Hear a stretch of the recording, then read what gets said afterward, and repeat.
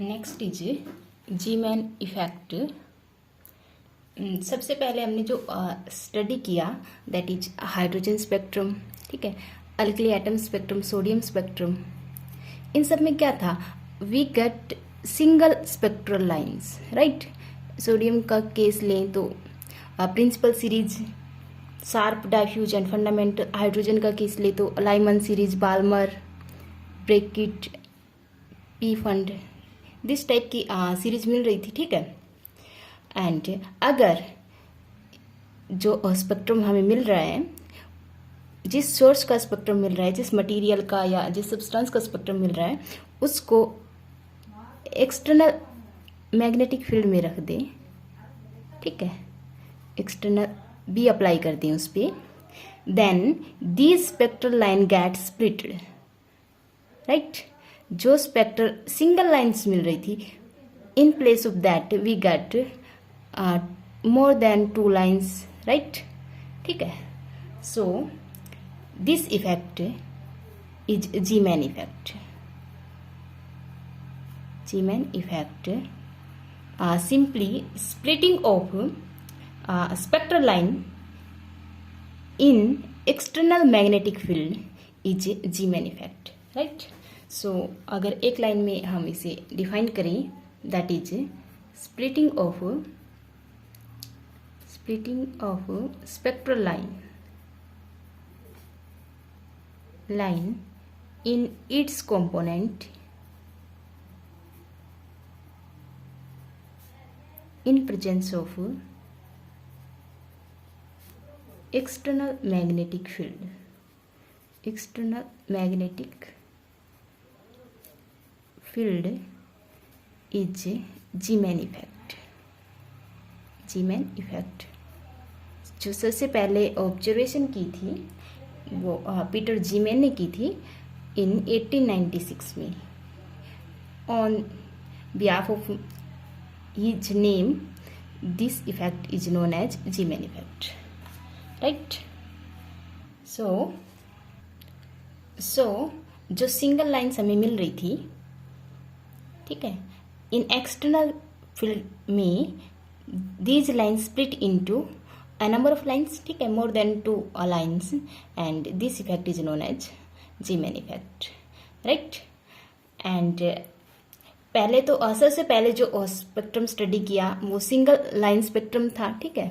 And with the advancement of technology क्या हुआ कि हाई रिजोल्विंग पावर के जो इंस्ट्रूमेंट यूज में आए, ठीक है। सो जो सिंगल लाइंस मिल रही थी उनकी जगह अब हमें फाइन स्ट्रक्चर मिला, ठीक है।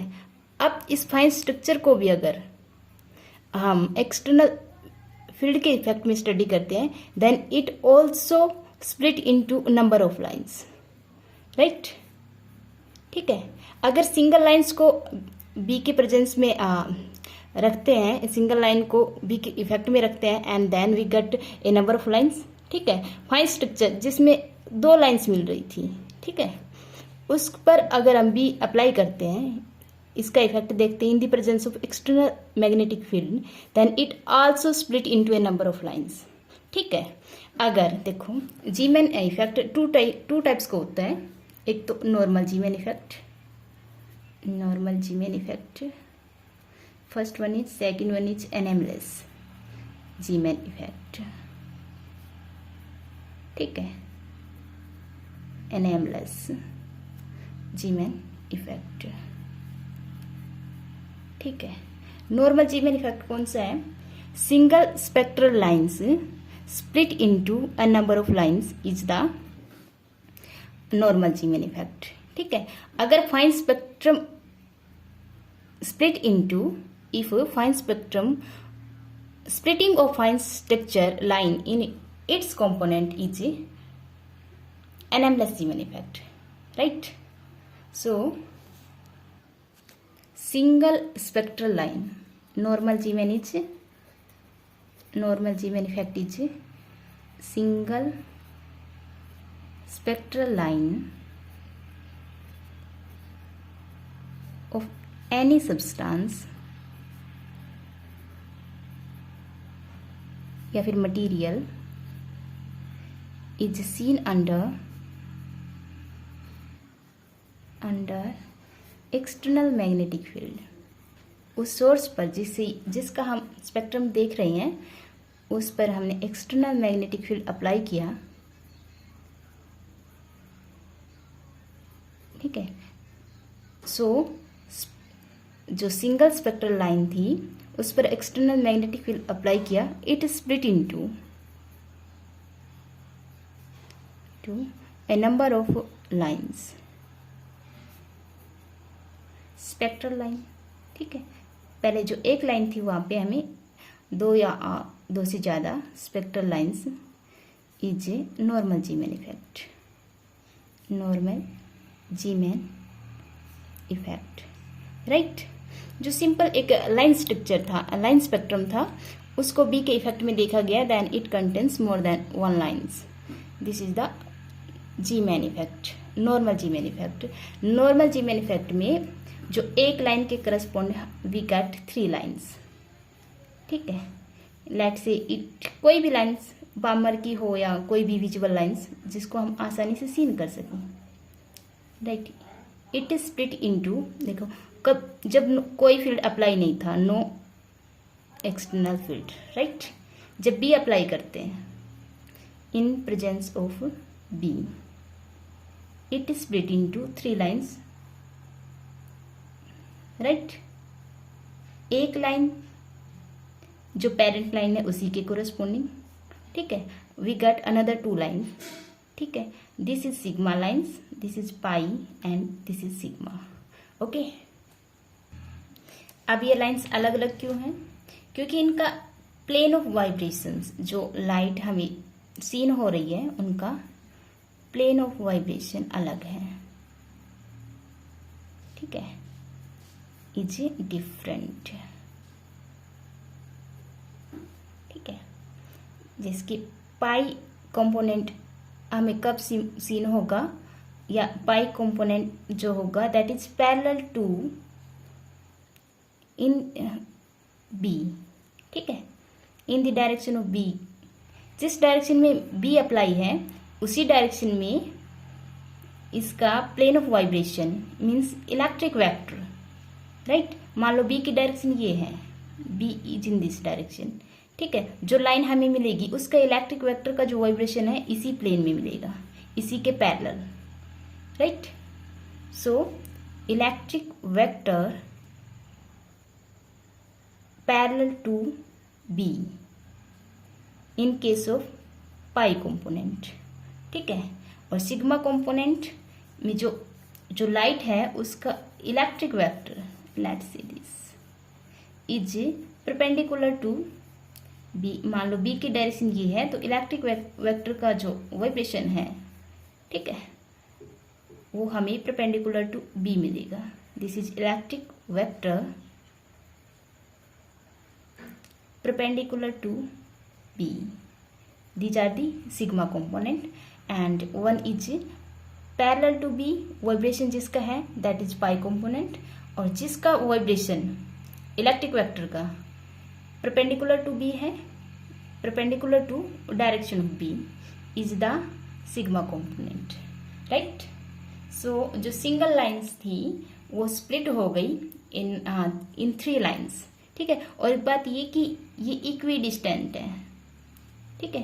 ये जो 2 लाइन्स और एक्स्ट्रा मिल रही हैं these are equidistance from central line, right. Means इनके वेव नंबर में डिफरेंस इक्वल अमाउंट में आएगा। So this is normal Zeeman effect, right. एक बार फिर बताऊं, देख pi component parallel to magnetic field, एक कंपोनेंट जो पैरेलल टू मैग्नेटिक फील्ड जिसका plane of vibration parallel to magnetic field है दैट इज पाई कंपोनेंट, ठीक है। और जिसका plane of vibration electric vector का जो वाइब्रेशन है, ठीक है, दैट इज इस तरह वाइब्रेट करेगी, that is perpendicular to B होगा, perpendicular to B, is the sigma component, ठीक है। और एक और बात ये कि दीज आर इक्विडिस्टेंट लाइंस, ठीक है। पेरेंट लाइन या सेंट्रल लाइन के इक्विडिस्टेंस पे हमें लाइन मिलेगी। So normal Zeeman effect is that single spectral line is split into 3 lines, okay. जब कोई भी फील्ड अप्लाई नहीं था, when we get single lines, ठीक है। In presence of external field we get 3 lines, ठीक है। 2 sigma lines and 1 pi component. And जो पाई कंपोनेंट है उसका plane of vibration electric field का electric vector is parallel to B, and जो sigma component है उसका electric vector is perpendicular to B, right. And second one is anomalous Zeeman effect, anomalous Zeeman effect, ठीक है। इसमें क्या है कि पहले फाइन स्ट्रक्चर है, फाइन स्ट्रक्चर है या फाइन स्पेक्ट्रम है, स्पेक्ट्रम सही रहेगा। In presence of B get split into number of lines, ठीक है। या फिर लैंग्वेज में लिखे तो स्प्लिटिंग ऑफ फाइन स्ट्रक्चर या fine spectrum lines into components, into its component in external magnetic field, external magnetic field, right. So this effect is anomalous Zeeman effect. हमें fine spectrum लेना है, किसी का भी हो, चाहे हाइड्रोजन का हो या अल्कली, जो हमने सोडियम का स्टडी किया था, ठीक है। We get sharp lines, we get two lines instead of 1, है ना। और प्रिंसिपल में भी, डाइफ्यूज में वी गेट 3 लाइन्स, ठीक है। तो इस तरह का हमने लिया है। हम एग्जाम्पल ले अगर सोडियम का, we get D1 and D2 lines, D1 and D2 lines principal series के अकॉर्डिंग, ठीक है। सो D1 is, let's say this, and D2 is this, ठीक है। अब ये तो है जब कोई भी फील्ड अप्लाई नहीं था, नो फील्ड, ओके। जैसे ही फील्ड अप्लाई होगा, it get split into a number of lines, ठीक है। इट ऑल्सो स्प्लिट, जो D1 लाइन है that split into 4 lines, right, and जो D2 लाइन है that split into 6 line, 1 2 3 4, okay, 5 and 6। ये line नहीं है, ये तो सिर्फ समझाने के लिए आपको, okay. So these are sigma, pi and sigma component. These also sigma, pi and sigma component. Okay. And plane of vibration इनके भी सेम है। इसके पाई कंपोनेंट के लिए जो इलेक्ट्रिक वेक्टर है, इलेक्ट्रिक वेक्टर का vibration in the direction of field, ठीक है। ये कब मिले हम, when in presence of field, ठीक है, प्रेजेंस ऑफ बी। जब बी अप्लाई किया then we get these spectral lines, ठीक है। Pi component electric vector in the direction of B, ठीक है। जो प्लेन ऑफ वाइब्रेशन है इलेक्ट्रिक वेक्टर का, same direction in the B की डायरेक्शन मान लो ये है, तो सेम डायरेक्शन में है। जो बी इज एक्सटर्नल फील्ड जो अप्लाई किया है, उसके जो डायरेक्शन है पाई कंपोनेंट में इलेक्ट्रिक वेक्टर की direction, plane of vibration same होगा, ठीक है। क्योंकि कोई भी लाइट जिसकी इलेक्ट्रोमैग्नेटिक वेव है उसमें एक इलेक्ट्रिक वेक्टर, ठीक है, एंड एक magnetic vector, let's say this is electric vector, उसके परपेंडिकुलर एक मैग्नेटिक वेक्टर होता है ना, कुछ इस टाइप का। वेव प्रोपिगेट करती है इस डायरेक्शन में, let's say this is electric vector. So ये क्या होता है, इसका electric plane of vibration, right, polarise light मिलती है मीन्स, ठीक है, sigma and pi components are polarise,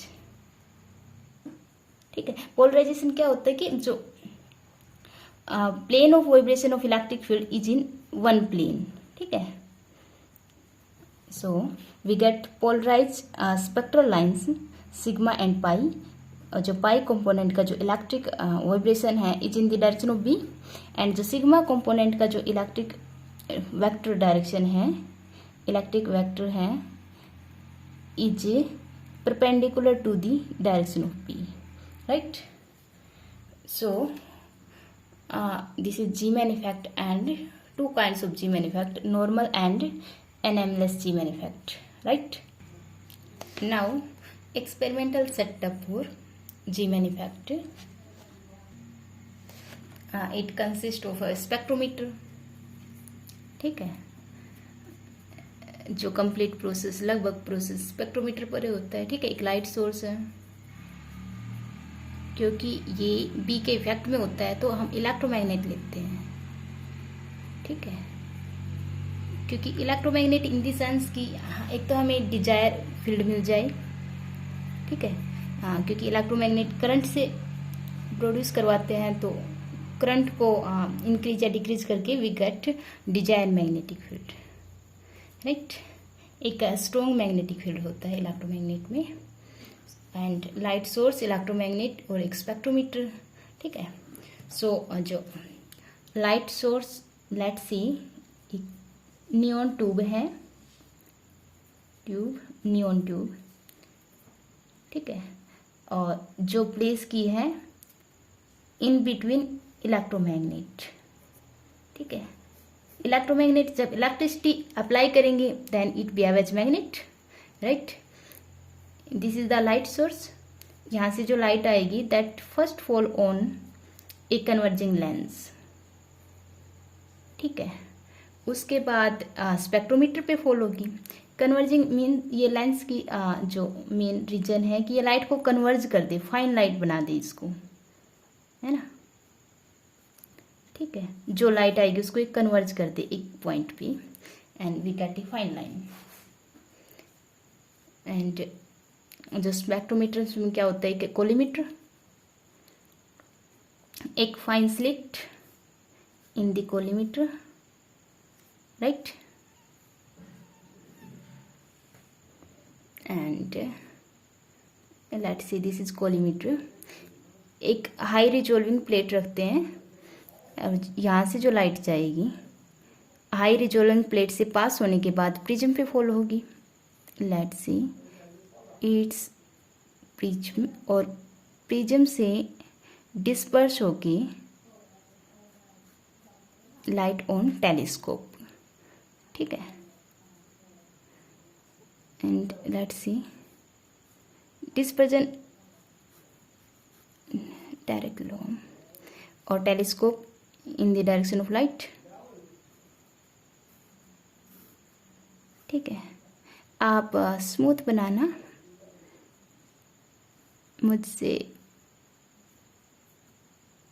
थोड़ा सा एग्जैक्ट नहीं बन रहा है, कम एग्जैक्ट है। दिस इज आई पीस, और आई पीस पर, ठीक है, एक माइक्रोमीटर अटैच है ताकि हम रीडिंग ले सके।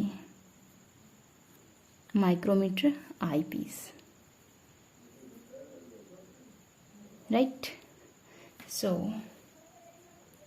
एक होती है हाई रिजोल्विंग प्लेट जिसका नाम है लूमर, एलजी प्लेट बोलते हैं इसको, घेर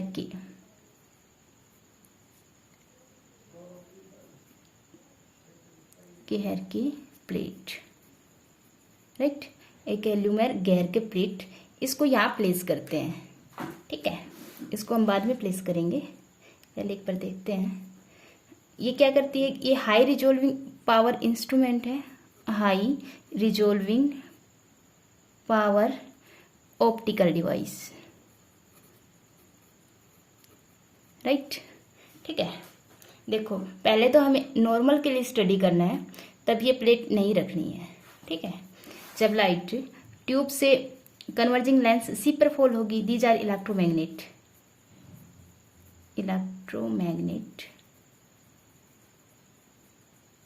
ठीक है। जब लाइट कन्वर्जिंग लेंस पे फॉल होगी, कन्वर्ज होकर कोलिमेटर की स्लिट पर फॉल होगी, ठीक है। And after that it fall on prism, और यहाँ से प्रिज्म से डिस्पर्जन होगा एंड टेलीस्कोप पर जो लाइट जाएगी एंड आई पीस से वी गट इमेज। इमेज कब मिलेगी? किसी भी ऑब्जेक्ट की तभी मिलती है ना जब उस ऑब्जेक्ट से इमेज हमारी आई लेंस तक, ऑब्जेक्ट से लाइट आई लेंस तक पहुंचे, है ना। मान लो कोई ऑब्जेक्ट है, कोई भी ऑब्जेक्ट है, इससे लाइट आई लेंस तक जाए, ठीक है, तभी तो रेटिना पे इमेज मिलती है। सो जो लाइन्स है, स्पेक्ट्रल लाइन्स, हमें कब दिखेंगी? ठीक है, जब यहाँ से लाइट आ रही, ये लाइट हमें कब दिखेगी? स्पेक्ट्रम की फॉर्म में, जब ये लाइट हमारी आई पीस तक पहुंचे, आई पीस तक पहुंचे, टेलीस्कोप के आई पीस तक पहुंचे, यहाँ से हम ऑब्जर्व करेंगे, ठीक है, आई पीस से ऑब्जर्व करेंगे। सो नॉर्मल जीमेन इफेक्ट के लिए पहले हम स्टडी कर रहे हैं, फर्स्ट नॉर्मल के लिए, ठीक है। स्पेक्ट्रल लाइंस दिख जाएगी इस सेटअप से, ठीक है। ओके, अब क्या करना है कि इलेक्ट्रोमैग्नेट को स्विच ऑन करना है। इट मीन्स बी अप्लाई हो गया। देखो पहले तो लाइन स्पेक्ट्रल दिख रहा था नियॉन ट्यूब का, दिस इज लाइट सोर्स। यहाँ से जो नियॉन ट्यूब है, यहाँ से लाइट फॉल हो रही है, इसका स्पेक्ट्रम हमें दिख रहा था, that is only line spectrum, ठीक है, लाइन स्पेक्ट्रम, ठीक है। जैसे बी अप्लाई होगा, it's get split into 3 lines, right? This is normal Zeeman effect,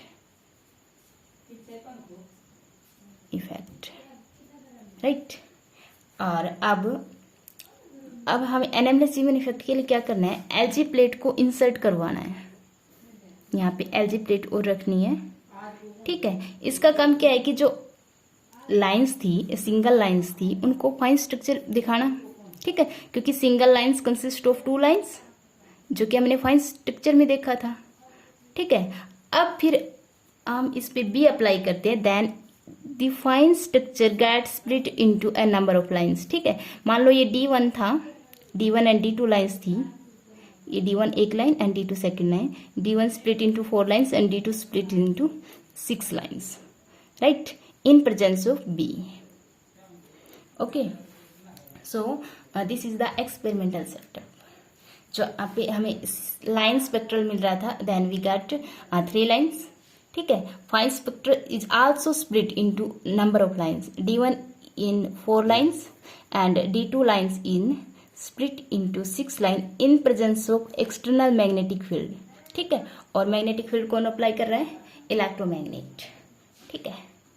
सो और इसका एक्सप्लेनेशन हम नेक्स्ट वीडियो में करेंगे, नॉर्मल जीमेन का भी और एनामलेस जीमेन इफेक्ट का भी, ओके।